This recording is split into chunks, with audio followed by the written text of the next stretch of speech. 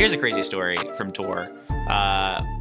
When I was promoting Out of Light in 2017, I had just played Lollapalooza Paris. It went great. I was going to go to Disneyland the next day, and my appendix almost burst. So I had to go to the hospital. It was the American Hospital of Paris. So it was just like, I was there. Nobody spoke English, and my appendix was it's gone now. But that was I had to cancel like the rest of the leg of the tour. I had to I think I had to go back to Jersey after that too for a bit. But it was pretty insane. Yeah. The crazy part is I played the set the day before with a nearly ruptured appendix. So I played the whole set for an hour, and I jumped around, and I didn't feel anything. And then that night I got they had do you remember Elio's pizza like the rectangle pizza? It was like that, but it was French, so it tasted kind of off a little bit. So I figured I had maybe gotten food poisoning or something. But then when it was time to leave for the flight, I was still feeling in pain. So I at that point I couldn't even get up off the bed. It was bad. But we had a doctor come to the hospital or come to the hotel, and he touched my stomach and went, "Yep, appendicitis." So that tour was just over like that. I didn't have the misfortune of having a battle with the jazz cabbage, but my friend Volt didn't have that great of a time. I was like, you know what you should do? You should just get blasted before the set. And he was like, you know what? My set's not for a long time. That's a great idea. Took a huge rip off of a pen, and my set was the one that was 2 hours away. His was in 5 minutes. And we didn't even know. We just kind of just were spur of the moment. But he had to go and play a set, and from what he described, the room was turning. The DJ decks were moving farther and farther away, and he said it was the worst set the worst experience DJing he'd ever had. But yeah, no, it was pretty insane. I thought it was pretty funny. So I was playing a very cold city, not Chicago. Very cold city. And I had so once or twice a year, for whatever reason, I go into fatigue shock essentially, and it's probably from overworking or something. But if I don't sleep for let's say 2 months on tour, my body will just hit the eject button, and I'll just be comatose in bed for 2 days. But we had a show that day, so that night my VJ's computer crashed as well. So it was just we had no visuals. I'm super sick.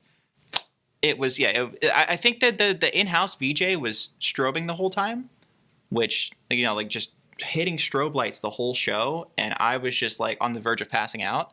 And the promoter had the nerve to say that I was rude to him after the performance, when I was just hey, how's it go? I was on the verge of dying essentially. But yeah. Here's a crazy party I went to in LA. It was actually the premiere for Will Smith's movie Bright, and I'm a huge Will Smith fan from South Jersey, Philly area. So I grew up watching Fresh Prince, and back when he was Fresh Prince and Jazzy Jeff doing the music thing. I met him at the premiere because he's my favorite actor ever, and I somehow wormed my way through the crowd, and I was like, hey, can I please get a picture? Then the second time I met him, so he came out for Marshmallow's set at Ultra a few years ago, and it was really it caught me off guard, because it's we were backstage, I pull the curtain back, and it's just Will Smith. Will Smith's just standing there, and you don't expect nobody expects random Will Smith, but it was very intimidating. I was just yo, Will Smith, what's good? And then I stood there, and I didn't want to be that weird guy that's standing there, and then I make Will Smith feel cringe. So I was just I'm gonna get out of here. And yeah, it was actually, I think it was probably within 3 weeks of those interactions were probably 3 or 4 weeks between each other. So it was just really weird, but it was great. So let's take a second to talk about one of my favorites, Bob Saget, for a second. I shot the Bacon video with him, DJ Who Kid, designer. It it was a really insane shoot for a lot of reasons. You know, Jay Farrow showed up midway through the shoot. That was really fun. I think Snoop Dogg ended up doing a cameo for the beginning of the video too. That was pretty crazy. Huge fan of Snoop Dogg. That's pretty cool. But the shoot was crazy because I grew up watching America's Funniest Home Videos, Full House, all of his stand-up stuff. I'm just such a big stand-up guy that like Bob being there was just it was I was kind of fangirling a little bit, but he was super chill.